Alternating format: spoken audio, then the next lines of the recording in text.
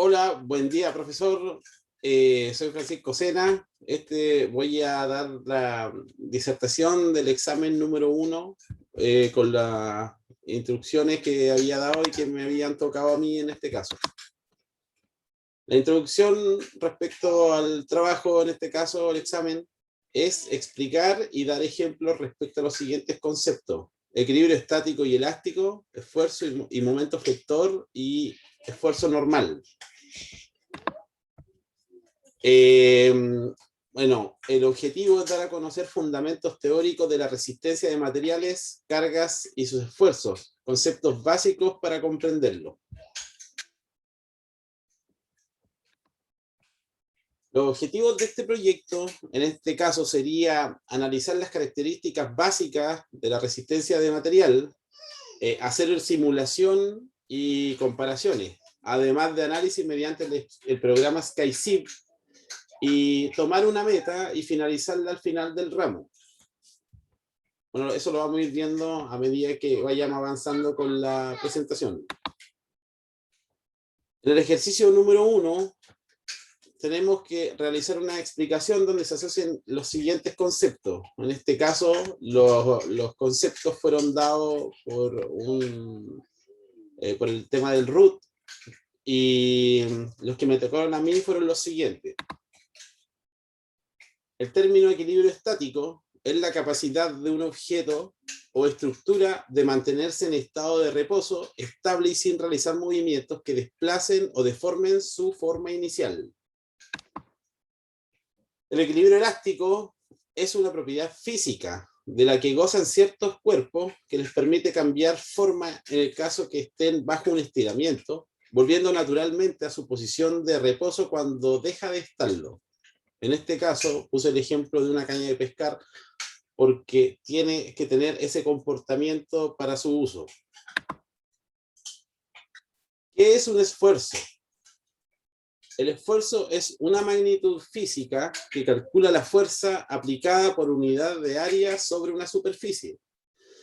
Tenemos varios tipos de esfuerzo en este caso, los cuales podrían ser tracción, compresión, flexión, torsión y cortante. Los elementos de la estructura están pensados para resistir adecuadamente estos esfuerzos. En esta imagen tenemos los distintos tipos de fuerza y los desplazamientos que pueden llegar a tener para llamarse como tal. En este caso vemos que tracción es hacia afuera, tenemos que compresión hacia adentro, la flexión se pandea, y torsión, en este caso tenemos con la flechita y el cortante es cuando la torsión ya es demasiada y corta o se puede quebrar de esta manera. Son ejemplos muy básicos, muy visuales en este minuto, porque estamos adentrándonos en el tema. Momento flector. El momento flector es cuando la fuerza resultante de una distribución de tensiones perpendicular a la sección transversal de un cuerpo produce la flexión.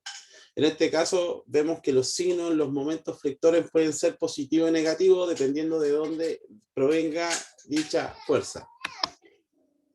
El esfuerzo normal es el esfuerzo que se produce internamente dentro de un cuerpo por medio de las fuerzas perpendiculares a una superficie, que serían las fuerzas normales. Para como entrar en materia ya del desarrollo de los ejercicios que me tocaron a mí por el root, en este caso, utilizamos un programa que se llama SkySib, el cual personalmente me pareció muy amistoso con el cliente en este caso, muy fácil de utilizar, didáctico a la vez, y muy claro y conciso según las especificaciones que nosotros necesitábamos, que era en este momento ingresar los datos y hacerlo de una manera dinámica y fácil de esta forma. Muy buen programa. Yo no lo conocía, aprendí a utilizarlo ahora con los compañeros y me pareció súper bien y muy didáctico y práctico en este caso. Con este programa nosotros tuvimos que comparar y analizar dos vigas en voladizo de 11 metros, para mí 11 metros en este caso, de acero estructural, que también experimentan carga de 5 kilonewton hacia debajo de los 2 metros. En mi caso me tocó este ejemplo y también los 16 metros. En la figura podemos ver que tenemos la viga de la medida de 16 metros, en el cual a los 2 metros se ejercen 5 kilonewton y tenemos que ver el comportamiento. El programa tiene un algoritmo, en este caso que funciona, y él es capaz de predecir o visualizar si nosotros llevásemos este trabajo, esta labor a terreno. Entonces, el cual a nosotros, según el cálculo, nos dio que era viable, era algo realizable en este caso. Me salió que estaba aprobado, que pasaba el criterio en este caso, lo pasaba, y nos damos cuenta que funciona. O sea, al momento de nosotros traducirlo del programa a la realidad, funcionaría. Y en el segundo caso, que me tocó a mí, que con las mismas medidas, los mismos 16 metros, con los mismos kilonewton, los mismos 5 kilonewton a 2 metros, pero con una sección transversal rectangular de 350 por 20 milímetros.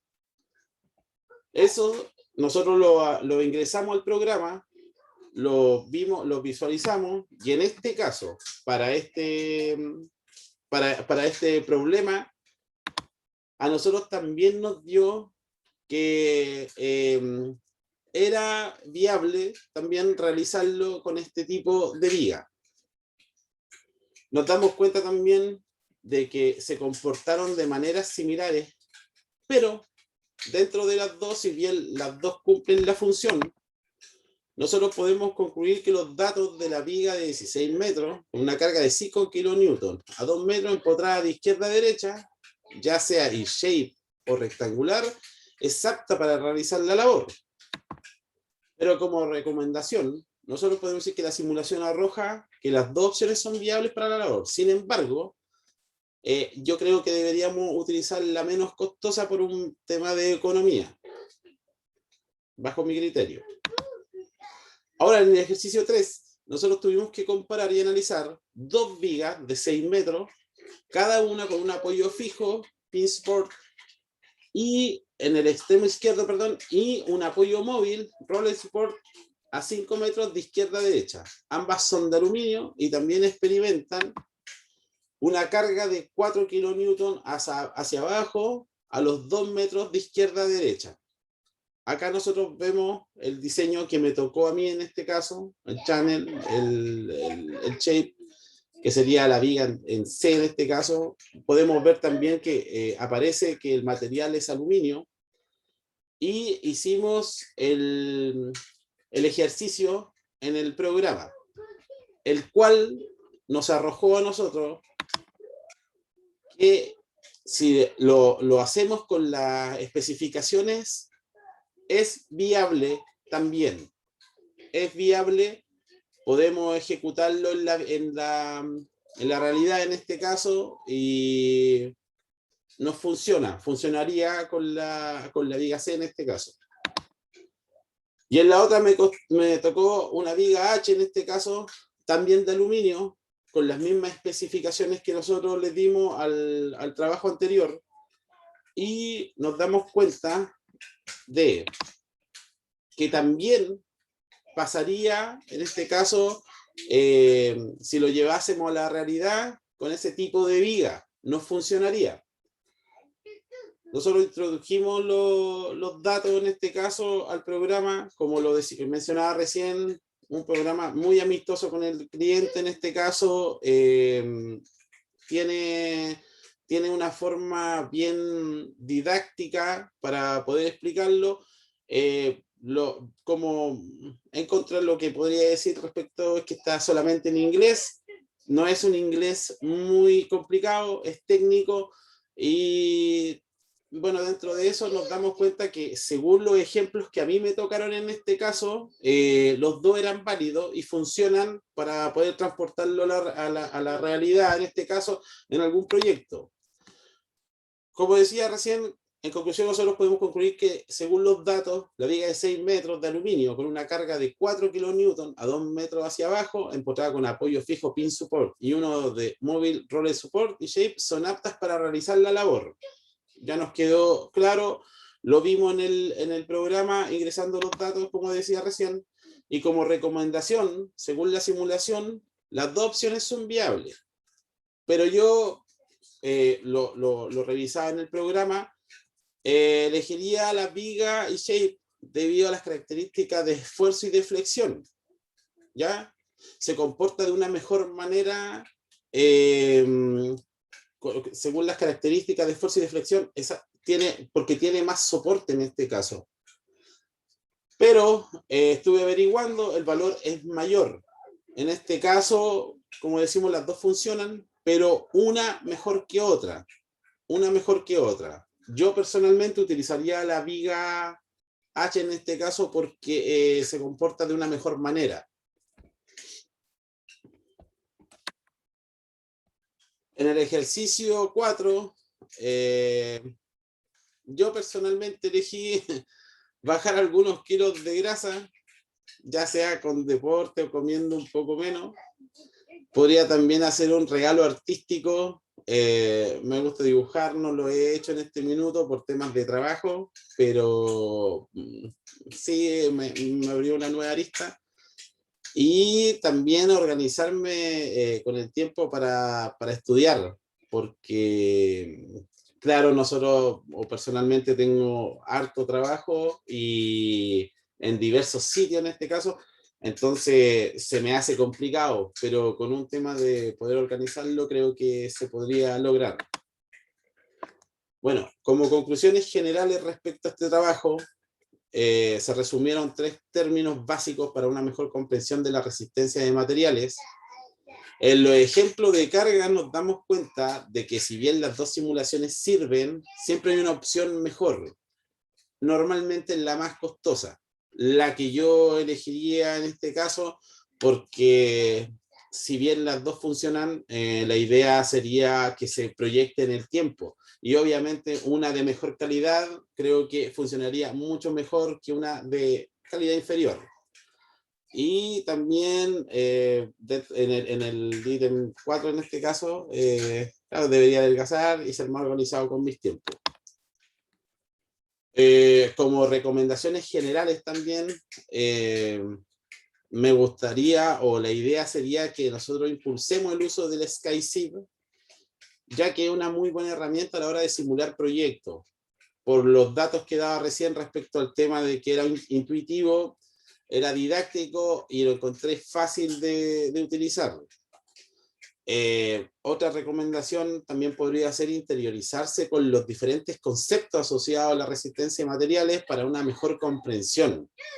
Eso nos serviría mucho a nosotros, el tema de los conceptos, porque sabríamos de una manera más eficaz y efectiva, en este caso, el saber de qué estamos hablando y cómo conversarlo. Supongo que a lo largo del curso nosotros vamos a ir aprendiéndolo, así que con toda la disposición de escuchar toda esa información y ese conocimiento, porque efectivamente a nosotros nos servirá demasiado en este caso, en una...